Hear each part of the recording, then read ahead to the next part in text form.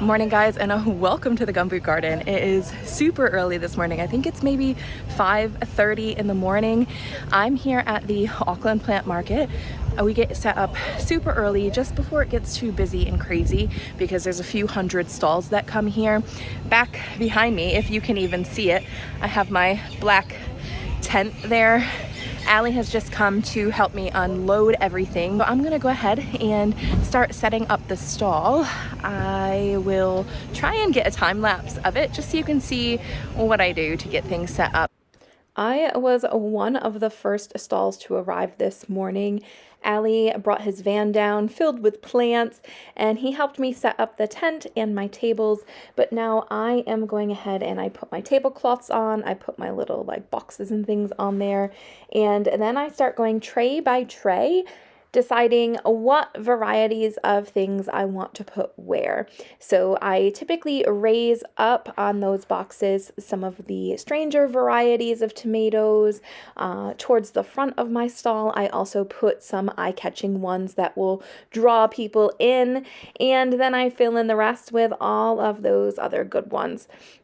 And as I go along, I try to put all of my extras underneath the table so that I can easily grab them if I need to replace them once it starts to get busy. As it started to get lighter, you can kind of see that more and more people were arriving, but even by the time I finished, not everyone was there yet. This whole section that you can see filled up with tents.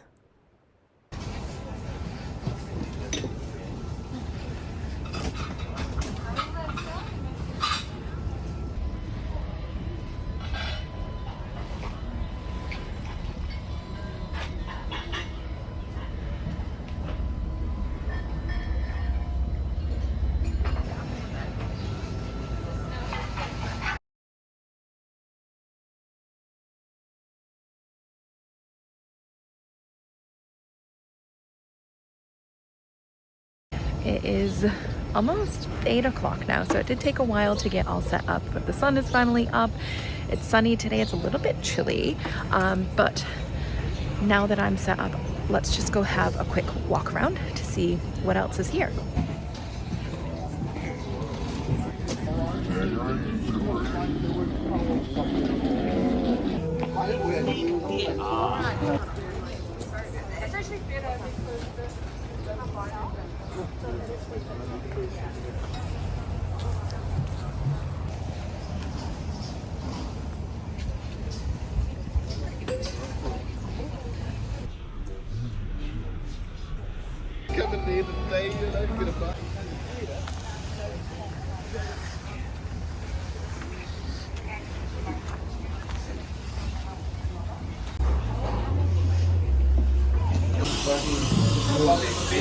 And toasted.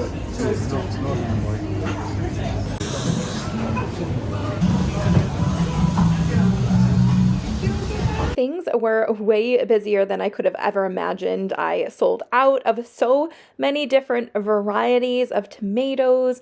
Honestly, if I had brought a ton more tomatoes to the markets, I probably would have sold a lot more, and I already tripled my sales from last year, which is absolutely fantastic. Allie's sister and I were so busy. This is just a small snippet of what we had going on that day, and this was not even the busiest point that we had at the market, so I had an absolute fantastic time. It's now Monday morning, so the day after our huge markets yesterday. So I have had an absolutely fantastic weekend at the markets. On Saturday, I was at Catalina Bay Farmers Market over in Hobsonville, and I've been trying to go there each Saturday, and I've been doing quite well over there. So I'm gonna continue that as long as I have the plants to sell twice in a weekend. Yesterday was when we had the Auckland plant market, and as you could see yesterday, I showed you my setup. I did a bit of a time lapse of everything going on with the customers coming in and out, but things got hectic. We had a line going out of our tent. I had Allie's sister Gemma there helping. She is a massive help. She helped last year and I asked her to help again this year. She does an absolutely fantastic job at upselling, selling me and my YouTube channel. She does a really, really nice, just everything. She's an all-rounder, really. She was getting everybody to get their basil with their tomato plants. She was telling everybody that had questions that I had a video or about this or that, and she was anything really that she could connect to the conversation that was going on. She was able to connect back to the YouTube channel. Anything that she didn't know, she was directing those questions to me. But there were a lot of questions that I heard repeated over and over throughout the day, and I wanted to go over some of those today. So because I wasn't able to record too much more at the markets because everything got so busy, I want to go over some of those today just in case anyone still has questions. And I know Gemma was leading them all to the YouTube channel, so if you didn't get your question answered, or if you were afraid to ask, I want to try and hit a lot of the repeat questions today. But while we do that, I want to do some planting. So as I'm planting up some of my tomatoes or my peppers and whatever I'm able to plant today, I want to try and connect those repeat questions with what I'm planting so it all kind of makes sense a little bit. Now, to start, I want to take a look at this bed beside me. This is where I plant all of my indeterminate tomatoes. And there are two different types of tomatoes.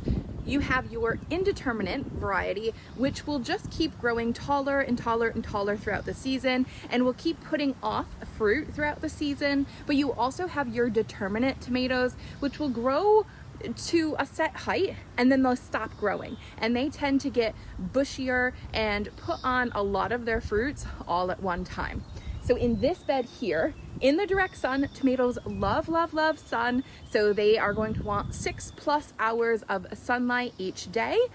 I have my indeterminate tomato bed.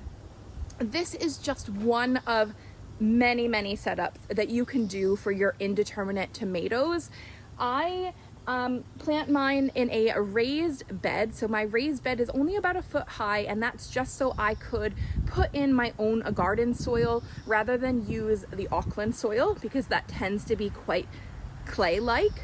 So I have a raised bed, and then I have put up a trellis here. Now the trellis is 2 levels high, and that's because your indeterminate tomatoes get so big throughout the summer. I have had tomatoes grow past this 2-meter high trellis. At that point, if they get too high for you, you can top them and let side shoots grow up and get fruits from the side shoots. I tend to just let them keep growing taller and taller, and if I need to, I'll put an extra stake or maybe I'll weave them to the side. The options are endless, really. I have one of my indeterminate tomatoes here. The first thing I do when I look at this tomato is I can see these little leaves down here. Those were their very first leaves. I'm going to take those off. And then these lower set here on the plant, I'm gonna take these off as well, because for 2 reasons. If I'm planting them deep, the lower leaves will get covered, so I might as well just take them off. Or if they're not, we don't want those low-hanging leaves close to the soil, because when you water them or when it rains, the water will splash up, and we don't want them to splash up onto your leaves, because that's where some disease starts. So I just go in here and use my fingernail to just pinch them off. Same thing if there is another little leaf starting to grow or side shoot, I will pinch those off as well. Then I'm gonna get in here where I'm planning on planting them. So I'm choosing for these to be right underneath the trellis. So I'm going to move my mulch to the side, and I'm going to dig a hole that is quite deep.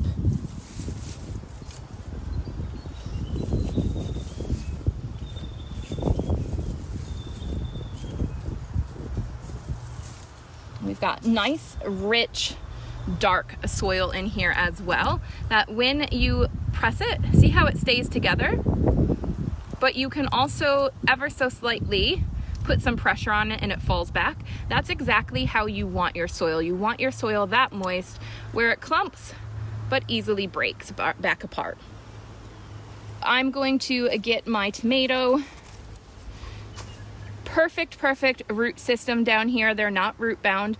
I'm just going to, over this hole here, split it apart ever so slightly. We don't need to mess with the roots too much. And I'm going to stick it down into this hole.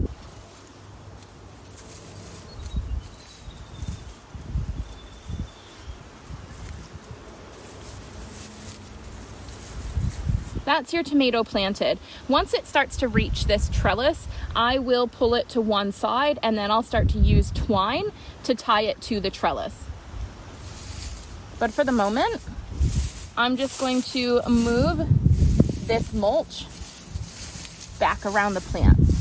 However, when we do this, we don't want the mulch to go right up against the stem. We want to leave a little bit of space around it. So I'm hoping that you can see in here, there's about an inch of space between the stem and the mulch.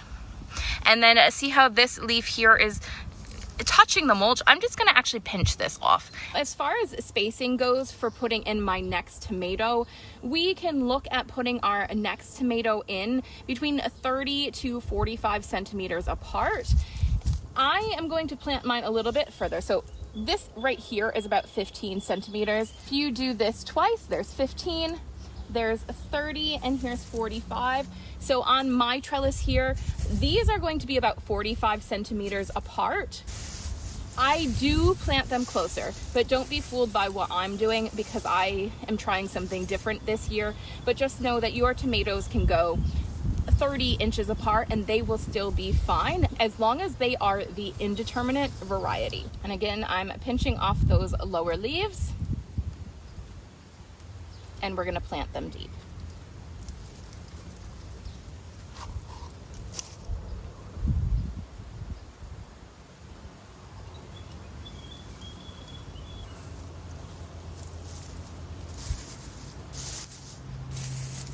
Do not forget, if you are planting multiple varieties of tomatoes or anything really, put your labels right in next to your plant so you don't forget what variety they are. Now I want to have a look at a tomato I planted the other day. There are a couple different things we need to look at. So with our indeterminate tomatoes, I use 1 main leader, which means its original stem is the only stem that I let grow. This here that's coming off, this is going to be a side shoot.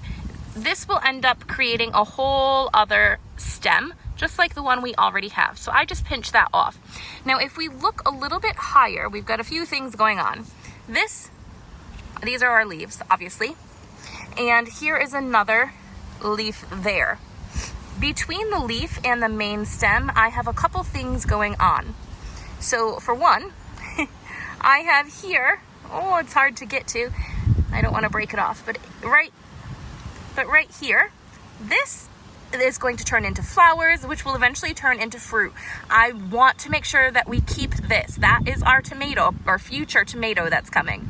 But underneath that, right in the crook of that leaf and the main stem, right there, that middle one, that is another side shoot coming off, and I don't want that side shoot. I'm just trying to keep it to 1 main leader, so I need to carefully get in there, use my fingernails again, and just pinch that out of there.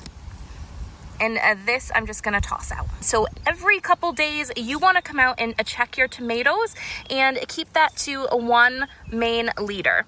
As your plants start to get bigger, it will be harder sometimes to manage all of the side shoots that you might get. It's completely fine if you have some side shoots that are coming off. I just like to do it so that it can focus on producing fruit rather than producing more greenery. If more than 1 shoot or main stem starts to grow, it's completely fine. If they get too big and you still want to cut that off, you can stick it in some water. You might actually be able to get another plant out of that. They should grow roots out of the stem part and you can potentially get another plant. As mine get older, I do let more shoots grow because I get a little bit lazy. It does take up more room on the trellis, so be mindful of that. You still want to make sure that your tomatoes are keeping a good space between them because you don't want them to crowd each other out, because then any moisture that's in between those leaves on a rainy day, that can start to cause disease. So just make sure they're not getting too crowded. Now, watering your tomatoes, that's another big question that was asked, and this is a little bit trickier. Easy answer, I just planted them in, so now I need to water them in. So down at the base of your plant, you're just going to water those tomatoes. And you can go a little bit out around the base as well, because remember, your root system is going to start to grow out into a big ball. As far as continuing on that watering throughout the season, right now it's springtime. It's sunny today, nice and hot, but tomorrow it's meant to rain. The next day it's meant to rain. On those rainy days, you don't need to water your plants. That's the glory of that. However, as the rainy days start to disappear and our Auckland summer sun comes out and beats down on these plants and the soil, you'll need to water a little bit more.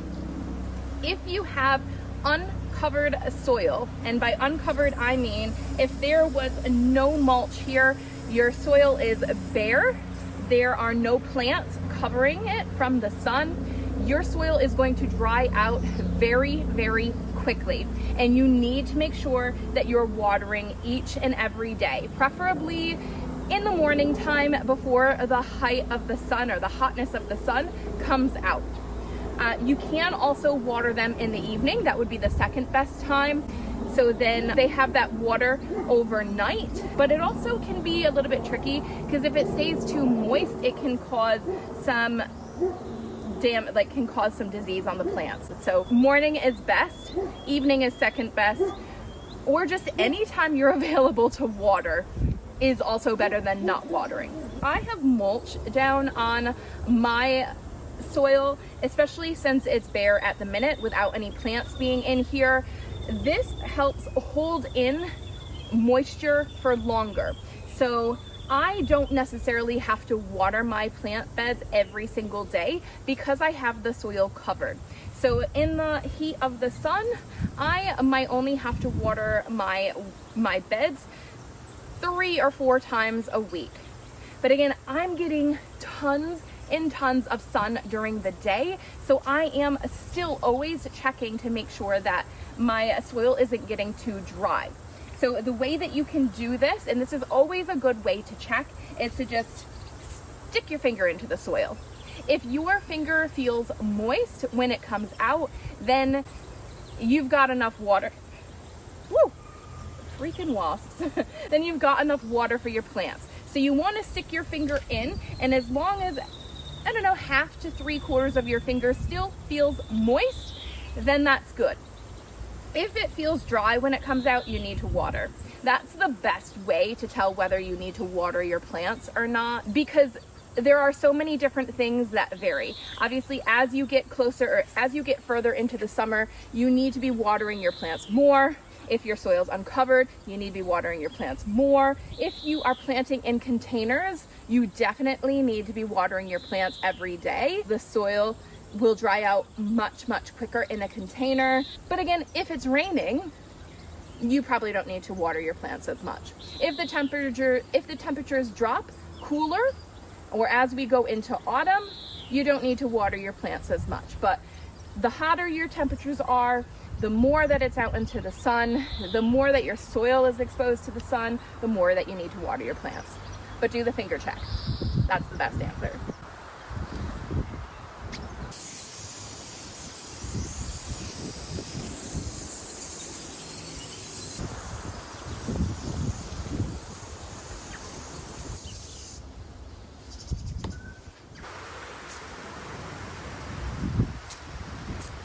All right, now we'll talk about our determinate tomatoes. Determinate tomatoes are tomatoes that will grow just to a certain height and then they stop growing from there. But they'll get quite bushy, and you don't want to take off any of those little side shoots when we're dealing with our determinate tomatoes. So for our determinate tomatoes, we don't need a big tall trellis like we did with the indeterminate tomatoes, but we will need some sort of tomato cage just to keep them up off of the ground, to keep them from getting disease quite as easily. When you're talking about your determinate tomatoes, you want to give them a bit more space than you would your indeterminate tomatoes. And the reason for this is airflow. Because we're not trimming off all of those side shoots and they're going to get quite bushy, we want to make sure that they're not too close together where the air can't flow through them, because again, disease. So for these, you want to plant them 45 to 60 centimeters apart. So in the last bed, I did 45 anyways. Here, this is also 45 for me. So with these, I am still going to do a little bit of trimming. So these bottom leaves that where they're little like seedling leaves, I'm going to pinch those off. And I'm probably going to end up pinching more. We don't necessarily need to plant these deep unless we notice that they've grown quite tall, but you may even be able to notice that these determinate tomatoes have not grown quite as big and tall as the indeterminate tomatoes. The indeterminate tomatoes get lanky quite quickly, where your determinate tomatoes don't. So I'm gonna go ahead and make a space in the soil. Same idea, we're in a full sun. I have covered my soil with some mulch. I have great rich soil that I'm putting it into. And I'm going to dig myself a little hole.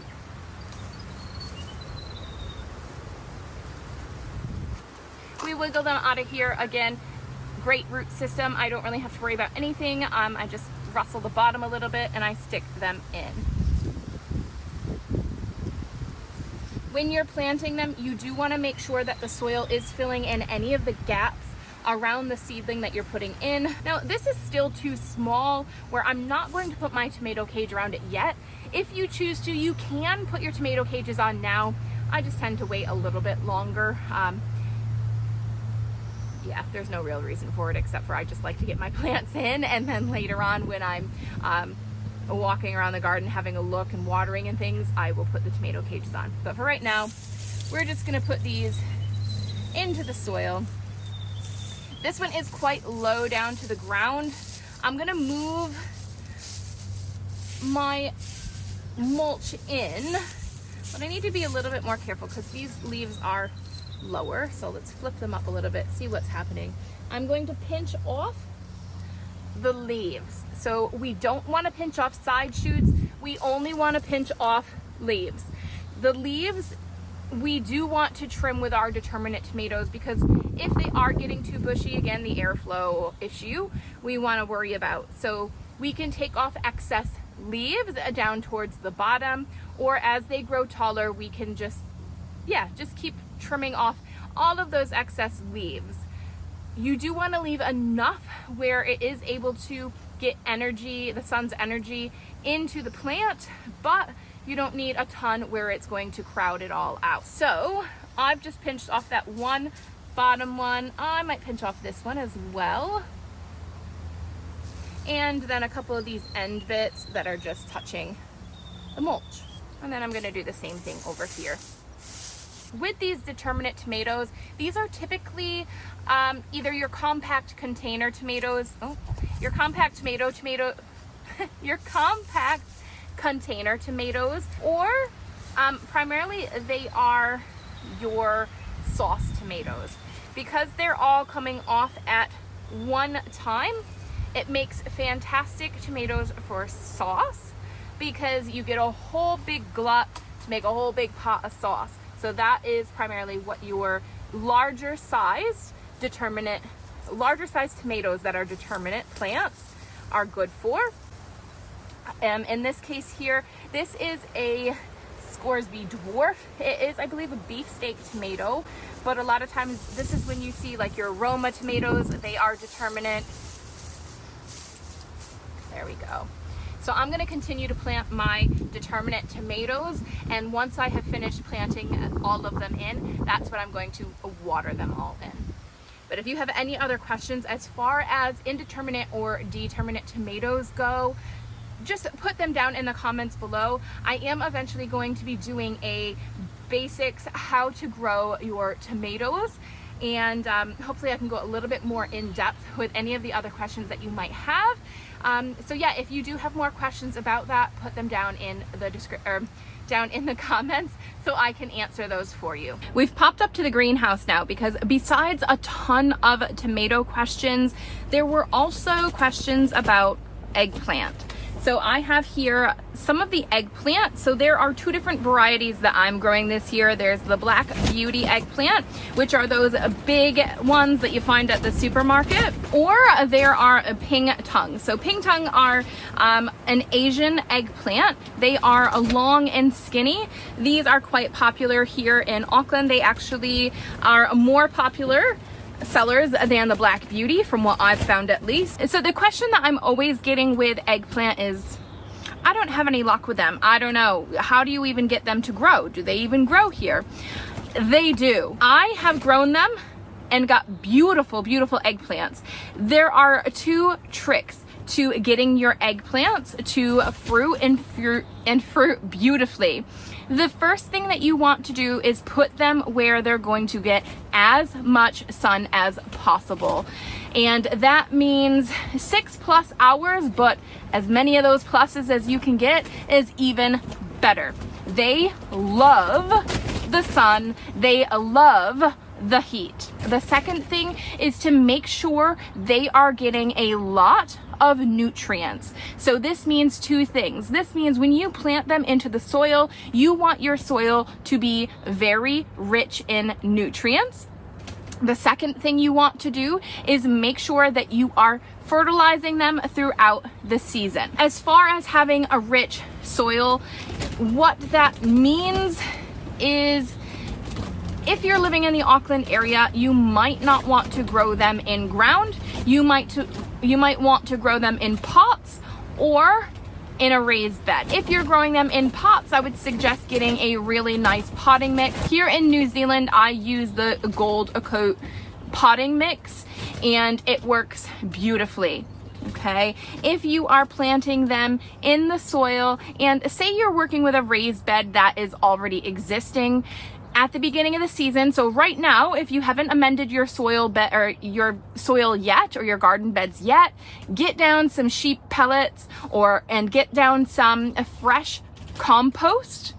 Lay that down, let that sit on your garden beds for a week or two, and then go ahead and plant in your eggplants. And no, you're not going to be behind with planting your eggplants, because although I have to start my eggplant seeds early, you want to keep them in the greenhouse for as long as you can. You don't want to, these are not plants that you want to plant out into the garden early. So although I am selling them at the markets at the moment, I personally am not planting my eggplants into the garden yet.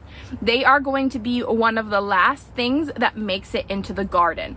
I have them in the greenhouse at the minute, getting as much heat as they can, so they can get a fantastic head start on their growth before they go out into the garden bed, and just to let those nighttime temperatures warm up as well. So they love their heat. They love their nutrients. I got a little bit off task, but going back to the nutrients, once you have your fantastic garden soil that you're planting into, every few weeks after they have been planted, you're going to want to give them a nice fertilizer. So that means you can go to the store and get a liquid fertilizer, and you're going to want to put that in the water and water that in every couple weeks. So you could do once a week or once every 2 weeks, just to make sure they're getting the nutrients that they need to put off a lot of that nice fruit for you. Now, as far as what type of fertilizer to use at the beginning of the season, when we're trying to get that nice, healthy, strong plant to grow, get some leaves to grow, we can put an all-rounder fertilizer. So that's just your regular vegetable fertilizer. However, as we get further into the season, we want to focus less on the leaf growing and more on the fruit producing. So when that happens, then for something easy, you can use a tomato fertilizer. They are both part of the nightshade family. So you can use a tomato fertilizer on your eggplants, and that will help with them fruiting and for you to get more fruit. And again, you want to be doing that once every 1 to 2 weeks. Whew, it was getting really hot in that greenhouse, but those are the main things that people were asking at the markets on a repeat. Tons and tons of questions about tomatoes, and then just how to get your eggplants to grow and produce a ton of fruits. So hopefully that was helpful for all of you guys. If you do have more questions, so like I mentioned about the tomatoes, if you have more questions about tomatoes, but if you have more questions about eggplants, peppers, cucumbers, pumpkins, any of that, put them down in the comments below, and I will make more videos throughout the season on how to get things growing, how to get your basics to grow and produce for you. So I hope this video was helpful for you guys, and stay tuned for any of the upcoming videos and any of your garden basics that you may need to know. Catch you in the next one, guys. See ya.